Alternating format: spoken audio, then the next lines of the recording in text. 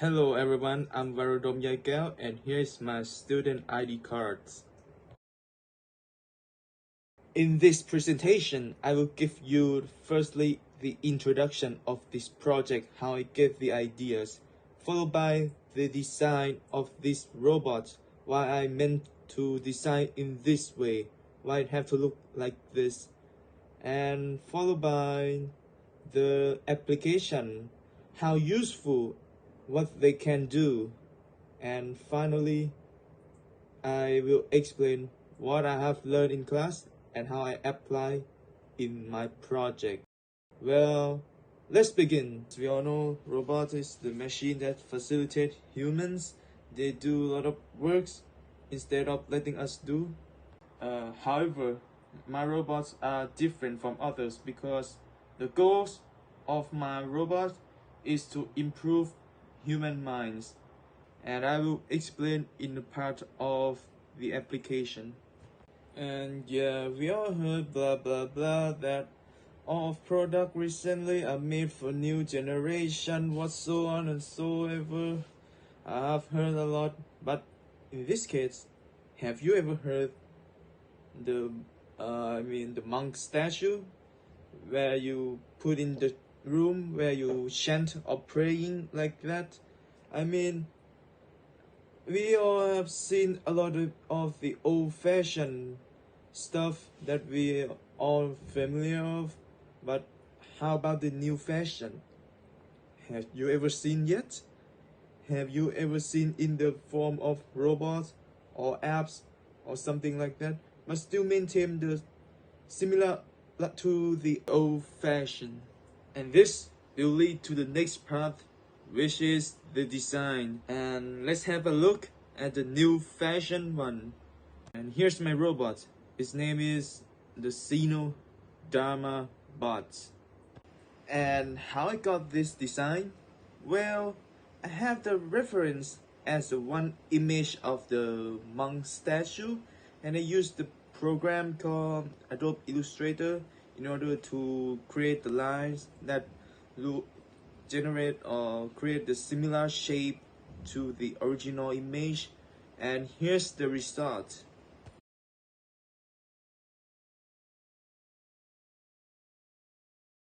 And as you can see at the solitary shape of the model, you realize that it looks similar to a person who is practicing meditation. And as you can see, the curvature of the arms, the legs that crossing each other make the overall of the statue looks like it create in the future, looks more modern, and also looks more fluent as well. And for the color part, the reason why I decided to use the gradient instead of the one domain color is to preventing from itself looking quite boring, because in my opinion, for the new generation, they really give a lot of value of the variety of the colors rather than the one domain. That's why I decided to adjust this mode to make the colors have shading from the darkest to the brightest a little bit, to make this model look seems have more than just simple things, seems very special, looks modern as well. So overall of this design is to grab attention from the new generation customer, to have to get interested in Dharma stuff, the Buddhist religious, by using this technique to grab their attention. That's why I decided to make such robot. Now let's move on to the application parts. As I mentioned early before, I said that this robot guide human to the right ways, to the peaceful, to the good way, or to make it simple, this robot improve human minds. But how? Alright, I will explain. This robot contains a lot of the information, a lot of Dharma stuff, Buddhism stuff like that, I mean, right now, overall people know, know just on the surface level of this religion. They just remember from other people like that. But in reality, people do not know that deeper level. That's why this robot help us to guide by providing such information for us, information that they already contain, already extract very well. And of course it's give you really quite easy. You don't have to waste your time fighting by your own. This robot is already do a lot of works right there. And how it do a lot of works? Well, I will explain. Let's say that you want to start practicing the meditation, but you don't exactly have any idea how to start, how to do, how many steps, do these steps that I do are right or wrong. This robot will provide you all what you need, starting from the right position, the right concept, the right procedure. That's one of the great example. And another example that I would like to mention is that when you want to know any terms that relate to this religion, for instance, nirvana, they have people have heard a lot of nirvana and know them for a while, but how will they know? This robot will explain deeper in order to challenge their recently knowledge, to make them know even better about nirvana.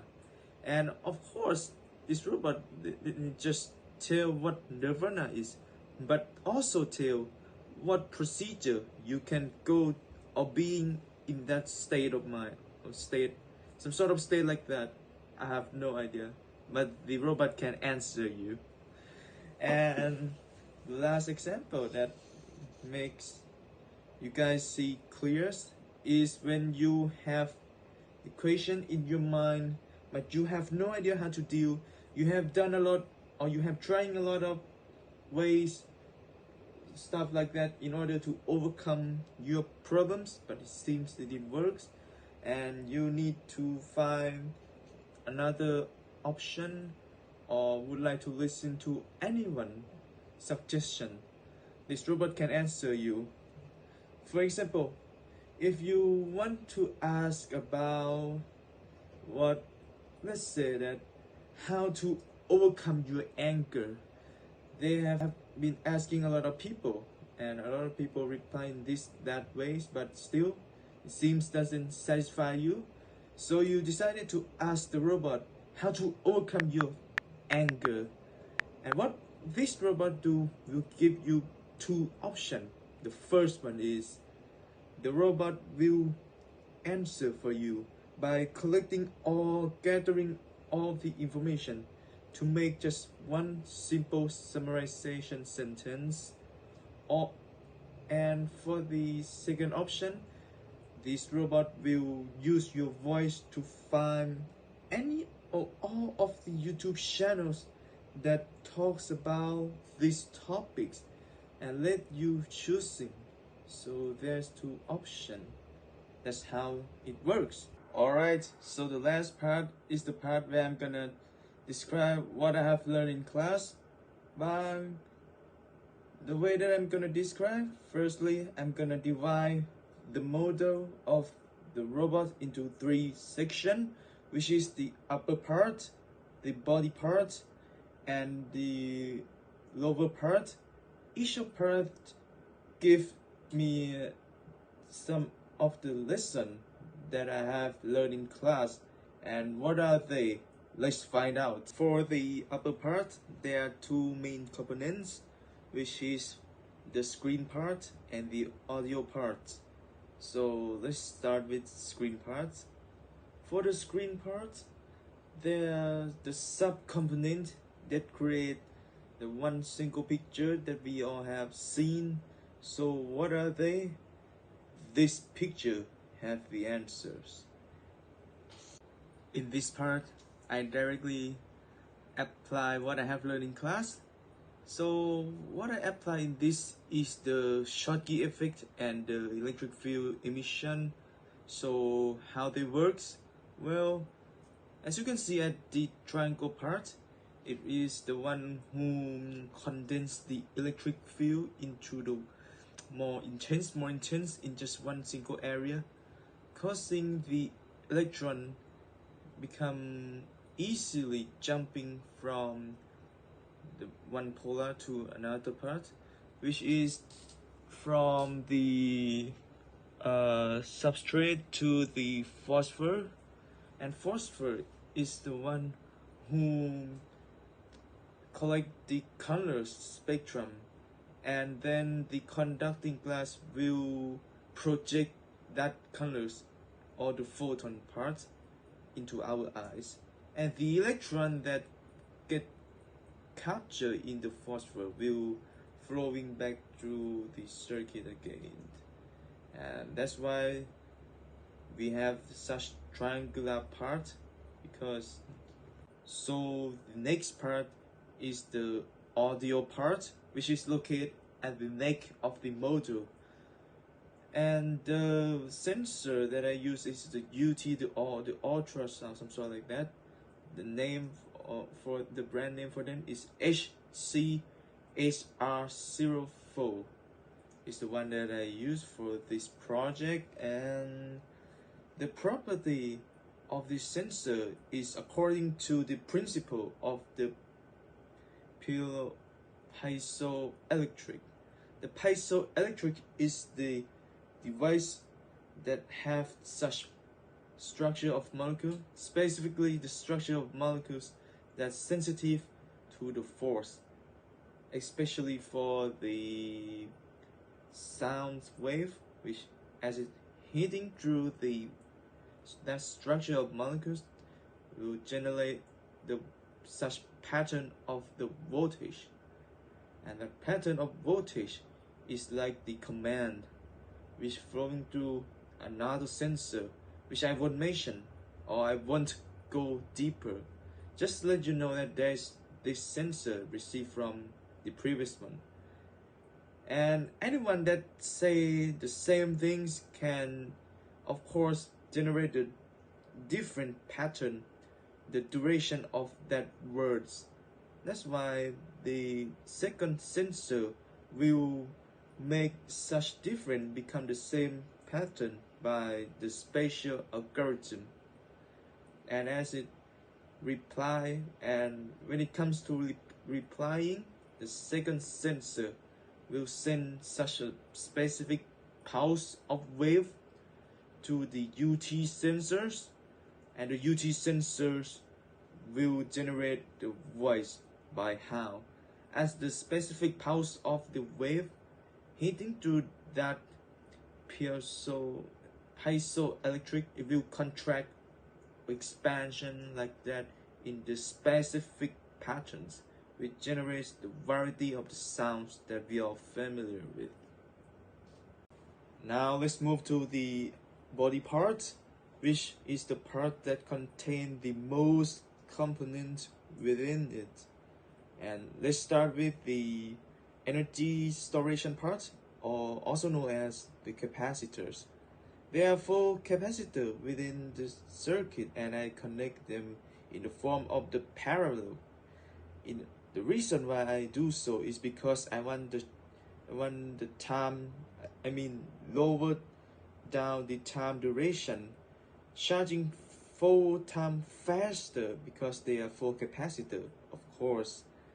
For the dielectric, reason why I use dielectric is because I want the capacitor have more capacity, even though we apply the same magnitude or same amount of voltage. This is due to because of the polarization, stuff like that, causing the same voltage that's charging even more. So now let's move to the sensory part. In this circuit, there are 2 sensory parts that mainly have to deal with the capacitor. The first sensor is the heat sensor, even though we don't have the thermocoupling stuff like that.